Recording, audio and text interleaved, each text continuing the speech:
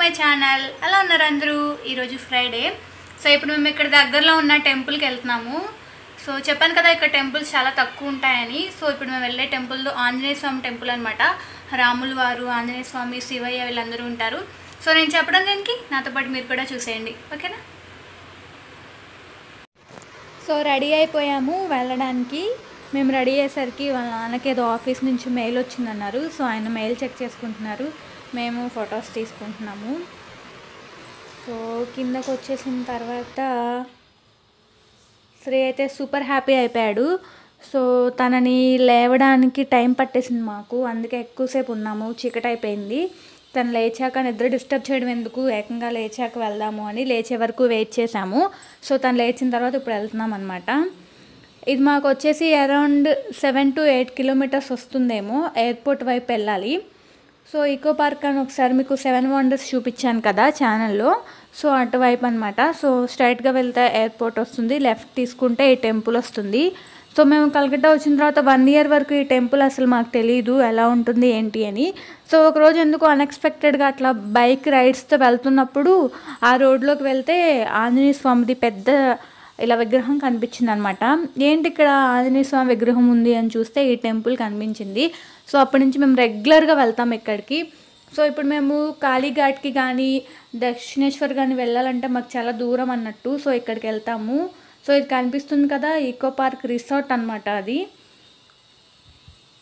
చాలా పెద్దది ఈ పార్క్. లేనిదంటూ ఏముండదు. ఒక 10 times వెళ్తే కానీ మొత్తం చూసి పార్క్ మొత్తం ఎంజాయ్ చేయడానికి వస్తుంది. మేము కూడా ఇంకా మొత్తం చూడలేదు. సో నేను అనుకుంటున్నా ఒకసారి రిసార్ట్కి వెళ్తే ఒక రోజు ఉండొచ్చు కదా, సో మొత్తం అంతా కవర్ చేయొచ్చు అని. సో ప్లానింగ్లో ఉన్నాం రిసార్ట్కి వెళ్ళడానికి. సో మేబీ నేను వెళ్తే కనుక మీకు మళ్ళీ మొత్తం చూపిస్తాను. ఆల్రెడీ 7 వండర్స్ వరకు నేను ఒక వీడియో చేసి ఉన్నాను. సో మీరు ఎవరైనా చూడకపోతే చూడండి, చాలా బాగుంటుంది. సో ఇది టెంపుల్కి వెళ్ళే వే అనమాట. ఎందుకు చాలా చీకటిగా ఉంటుంది ఆ ఏరియాలో, ఇల్లులు అలా ఏమి ఉండవు. అక్కడి నుంచి లోపలికి వెళ్తే కిష్టపూర్ అనే ఏరియా వస్తుంది అనమాట. సో ఇక్కడ కనబడుతుంది కదా ఆంజనేయ స్వామి విగ్రహం. సో ఇదే, బయట లైట్స్ కూడా ఏమి ఉండవు అనమాట. లోపల కూడా టెంపుల్ చాలా లోపలికి ఉంటుంది వే నుంచి. సో ఇది కనిపిస్తుంది కదా, ఇది వే. ఇక్కడ వచ్చేసి ఉంటారు ఆంజనేయ స్వామి, కృష్ణయ్య, రాములు వారు, ఇంకా విష్ణువు, శివయ్య, అమ్మవారు, ఇట్లా అందరు దేవుళ్ళు ఉంటారనమాట. సో ఒక్కసారి మనం టైం చూసుకుని ఇక్కడికి వెళ్ళాము అంటే మొత్తం అన్ని దేవుళ్ళ దర్శనాలు అయిపోతాయి. సో మాకు ఇక్కడ నుంచి బిర్లా మందిర్ కూడా దూరమే అవుతుంది అనమాట. బిర్లా మందిర్ దూరం, వెంకటేశ్వర స్వామి అయితే మరి హౌరా దగ్గర ఉంటుంది, ఆ టెంపుల్ కూడా దూరం. సో చెప్పుకోదగ్గ అయితే ఇక్కడ కొంచెం దగ్గర అనమాట ఈ టెంపుల్. సో ఆంజనేయ స్వామి విగ్రహం చూసారు కదా ఎంత పెద్దగా ఉందో.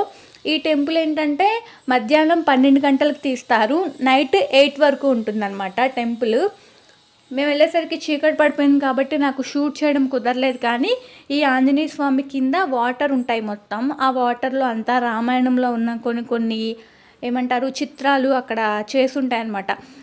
రాములు వారు, సీతమ్మ వారు నడుస్తున్నట్టుగా, వాళ్ళు ఆ వాటర్లో పడవెక్కినట్టుగా అలా ఉంటాయి. అవన్నీ చాలా బాగుంటాయి. బట్ పగలు వెళ్ళడం మాకు కుదరదు ఆ టైంలో, ఆఫీస్ టైమింగ్స్ కాబట్టి. సో వచ్చేసాం టెంపుల్కి. సో లోపలికి వెళ్తున్నాం మేము లోపలికి వెళ్ళేసరికి వాళ్ళు హారతి ఇస్తున్నారు.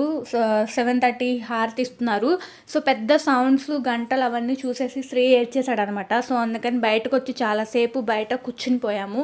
వాళ్ళ పూజ అంతా అయిపోయిన తర్వాత అప్పుడు వెళ్ళామన్నమాట. సో ఇక్కడ చూసారు కదా అమ్మవారి టెంపుల్ ఇది.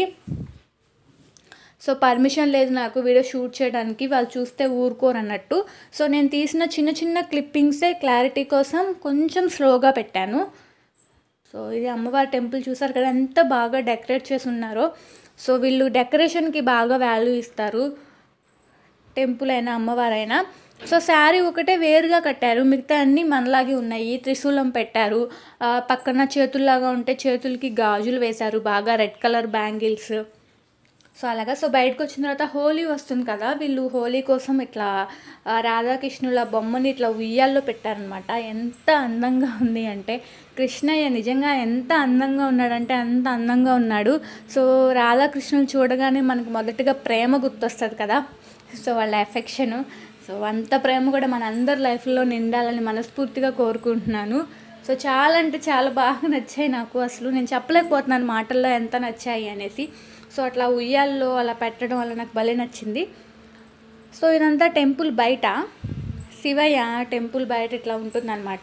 సింహద్వారం అంటారు కదా, సో సింహద్వారం నుంచి లోపలికి వెళ్ళగానే మనకి ఇట్లా శివయ్య కనిపిస్తాడు. ఇక్కడ మనం దీపం వెలిగించుకోవచ్చు, క్యాండిల్స్ పెట్టుకోవచ్చు, మామూలు మనం పసుపు కుంకుమేసి పూజ చేసుకోవచ్చు. సో లోపల వెళ్ళగానే ఆంజనేయ స్వామి ఉంటాడు. ఇవి వచ్చేసి మళ్ళీ రాధాకృష్ణులు. చూసారు కదా, మనం ఇస్కాన్లో చూస్తున్నంత ఫీల్ వస్తుంది ఇక్కడ దేవుళ్ళని చూస్తుంటే. ఇస్కాన్ టెంపుల్కి వచ్చామా మనం అన్నట్టు ఉంటుంది అనమాట. సో చాలాసార్లు అనుకున్నాను నేను, సేమ్ ఇస్కాన్ కూడా ఇట్లాగే ఉంటుంది కదా అని. లోపల రూఫ్ కానీ, చుట్టూ డెకరేషన్స్ కానీ, విగ్రహాల ప్రతిమలు కానీ అచ్చం అలానే ఉంటాయి. రాధాకృష్ణుల తర్వాత రాముడు, సీత, లక్ష్మణుడు కూడా ఉంటారు. సో అక్కడ పంతులు గారు కూర్చుని ఉన్నారనమాట. సో అక్కడ నాకు వీడియో తీయడం కుదరలేదు. సో ప్రసాదం తీసుకుని మా ముగ్గురికి బొట్టు పెట్టించుకుని పక్కకు వచ్చేసాము. ఇక్కడ వచ్చేసి విష్ణువు, లక్ష్మీదేవి. సో మధ్యలో రాములు వారు ఉంటారనమాట. అక్కడ పంతులు గారు కూర్చుని భగవద్గీత సంథింగ్ ఏదో చదువుతున్నారు, నాకు కుదరలేదు షూట్ చేయటం. సో ఇక్కడ వచ్చేసి శివయ్య. మనం టైంకి వెళ్తే ఏంటంటే ఇక్కడ వాటర్ పోయినిస్తారనమాట మనం చేత. కాకపోతే కొన్ని టైమింగ్స్ ఏవో చెప్పారు లాస్ట్ టైం వెళ్ళినప్పుడు వాళ్ళు, నాకు గుర్తులేదు. కానీ ఆ టైమింగ్స్కి వెళ్తే కనుక మనకి వాటర్ పోయినిస్తారు. సో ఇవన్నీ శివయ్య ఇంకా పార్వతి ప్రతిమలు అనమాట. మేబీ మన శివరాత్రికి కనుక వెళ్ళుంటే చాలా బాగుండేదేమో బహుశా. ఇవి ఎప్పుడు మేము విడి రోజుల్లో విజిట్ చేయడమే కానీ ఈ టెంపుల్ని ఎప్పుడు ఫెస్టివల్స్కి అట్లా వెళ్ళలేదన్నమాట. హనుమత్ జయంతి కూడా బాగా చేస్తారని చెప్పారు. చాలాసార్లు మేము వెళ్ళినప్పుడు చెప్పారు, దగ్గరలో ఈ పండుగ ఉంది కదా, మీరు అప్పుడు రండి ఇప్పుడు రండి అని. సో ఇంకా ఆంజనేయ స్వామి, కృష్ణయ్య, నల్ల కృష్ణయ్య, సో ఇలాగ చాలామంది దేవుళ్ళు ఉంటారనమాట. ఫుల్లీ ప్యాక్డ్ లాగా. మనం ఒకసారి టైం చూసుకుని వెళ్ళామంటే ఒక 1 hour 2 hours స్పెండ్ చేస్తే మొత్తం దేవుళ్ళ దర్శనాలన్నీ అయిపోతాయి అన్నట్టు. సో ఇక్కడ శ్రీనేను కూర్చున్నాము. సో చూసారు, మీ చుట్టూ ఉన్న చూపించడానికి మేము ఇక్కడ వీడియో తీసుకున్నాము. సో బ్యాక్ కనిపిస్తున్నారు కదా ఆంజనేయ స్వామి. సో అక్కడ పంతులు గారు ఉన్నారు కదా అక్కడ. సో ఆ పంతులు గారు బ్యాక్ సైడ్ రాముల వారి గుడి ఉందన్నమాట. సో అక్కడైతే ఏవైతే కటకటాల్లో ఉన్నాయో సో అక్కడ వరకు మనల్ని అలౌ చేస్తారు. సో ఆ 3 దేవుళ్ళకి కలిపి ఒకటే ప్రదర్శన చేయడానికి ఉంటుందన్నమాట. సో బయటకు వచ్చిన తర్వాత నేను మళ్ళీ దీన్ని క్లిప్ తీయకుండా ఉండలేకపోయాను. ఆ రాధాకృష్ణుల్ని అంత ముద్దుగా ఉన్నారనమాట. సో ఇది సింహద్వారం అంటారు కదా. సో సింహద్వారానికి ఇలా గుర్రాలు ఉన్నాయి. సో పక్కన మెట్లు కనిపిస్తున్నాయి కదా, ఆ మెట్ల నుంచి టెంపుల్లోకి వెళ్ళాలన్నట్టు. సో పులులు, అటొక పులి ఇటొక పులి ఉంది. సో దాని లోపల నుంచి మనం సింహద్వారం నుంచి లోపలికి వెళ్ళాలి. ఇక్కడ పెద్ద రావి చెట్టు ఉంటుంది. సో ఆ రావి చెట్టు మీద కూడా ఇట్లా శివయ్య, పార్వతి ఉంటారన్నట్టు.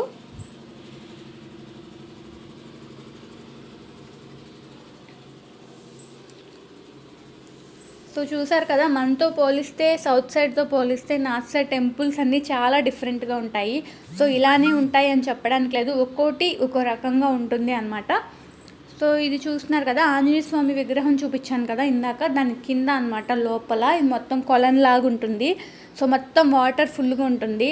దీని లోపల బొమ్మలు అవన్నీ బాగుంటాయి, పడవలో ఎక్కినట్టు రాములు వారు, సీత లాగా. సో రాత్రిపూట కాబట్టి తీయలేదు. సో కార్తీక మాసంలో ఇక్కడికి వెళ్తాను దీపాలు వదలడానికి ఆ వాటర్లో. కార్తీక మాసంలో కార్తీక పౌర్ణమి ఇంకా సోమవారాలకి అక్కడికి వెళ్ళి దీపాలు వదిలేస్తాను ఆ వాటర్లో. సో నాకు అక్కడికన్నా ఇంకా ఎక్కడ కనిపించలేదన్నమాట వాటరు, లేదంటే గంగ దగ్గరికి వెళ్ళాలి. ఇవి కూడా గంగ వాటరే కాబట్టి ఇక్కడ వదిలేస్తాను నేను. సో ఇంకా దర్శనం అయితే మంచిగా అయిపోయింది. సో ఇంకా ఇంటికి వెళ్ళిపోతున్నాం. నేను కూడా మీకు దేవుళ్ళందరినీ బాగానే చూపించానని అనుకుంటున్నాను. అక్కడ యాక్చువల్గా ఏంటంటే క్యాంప్ చూస్తే ఊరుకోరు, సో తెలుసు నాకు, కానీ వీలైనంత వరకు చూపించానని అనుకుంటున్నాను నేను. సో అది ఇంకా ఇప్పుడు మేము రిటర్న్ అయిపోయాము.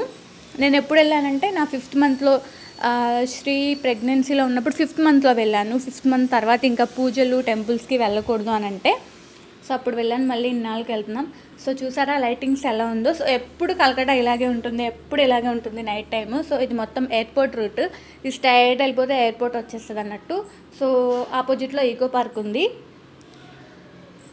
ఇంకొంచెం ముందుకు వస్తే ఇది మదర్ వ్యాక్స్ మ్యూజియం. సో ఇది కూడా చాలా బాగుంటుంది, చాలా ఫేమస్ ఇక్కడ. సాటర్డే సండే అసలు ఖాళీ ఉండదు అన్నట్టు. సో ఇది డిఎల్ఎఫ్ దగ్గర రిలయన్స్ ఫ్రెష్ ఆపోజిట్లో పానీపూరి చాలా టేస్ట్గా ఉంటుంది. ఈ మధ్య చాలామంది మేము కలకట్టా నుంచి అక్క అని చెప్పారు కదా, సో ఎవరైనా డిఎల్ఎఫ్ దగ్గర ఉంటే న్యూ టౌన్లో ఇది తెలిసే ఉంటుంది. సో ఆపోజిట్లో పానీపూరి ఉంటుంది, తినడానికి ఆగాం, చాలా బాగుంటుంది. సో ఇక్కడ అటెళ్ళే వాళ్ళు ఇటెళ్ళే వాళ్ళు శ్రీని చూసి నవ్వుకుంటూ అట్లా వెళ్తున్నారు. సో ఇంటికి వచ్చేసరికి బాగా తలనొప్పి వచ్చేసింది, ఎందుకో తెలీదు. మా హస్బెండ్ కాఫీ పెట్టిస్తారా అంటే పెట్టించారు, తాగుతున్నాను. కానీ చాలా చేదుగా పెట్టించారు. స్ట్రాంగ్గా ఉంటేనే తలనొప్పి తగ్గుతుంది అన్నారు. సో తాగడానికి చాలా కష్టపడ్డాను, ఫైనల్లీ తాగేశాను. ఫ్రెండ్స్, ఈరోజు వ్లాగ్ టెంపుల్ మీ అందరికీ నచ్చింది అనుకుంటున్నాను. సో సౌత్ సైడ్తో పోలిస్తే నార్త్ సైడ్ టెంపుల్స్ అన్నీ చాలా డిఫరెంట్ ఉంటాయి కదా, సో మీ అందరికీ తెలిసే ఉంటుంది.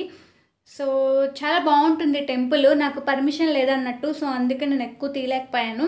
సో వాళ్ళు ఎవరు చూడనప్పుడు అట్లా తీశాను. సో వీడియో కొంచెం కదిలిపోయింది వీడియో కూడా, సారీ ఫర్ దట్. ఓకే, ఇది ఈరోజు vlog. Once again happy women's day. ఎప్పుడు చెప్పేదే. ఈ వీడియో కనుక మీకు నచ్చితే లైక్ చేయండి, షేర్ చేయండి, ఛానల్ని సబ్స్క్రైబ్ చేసుకోండి. Thank you so much for watching. Bye. Say bye Srikar.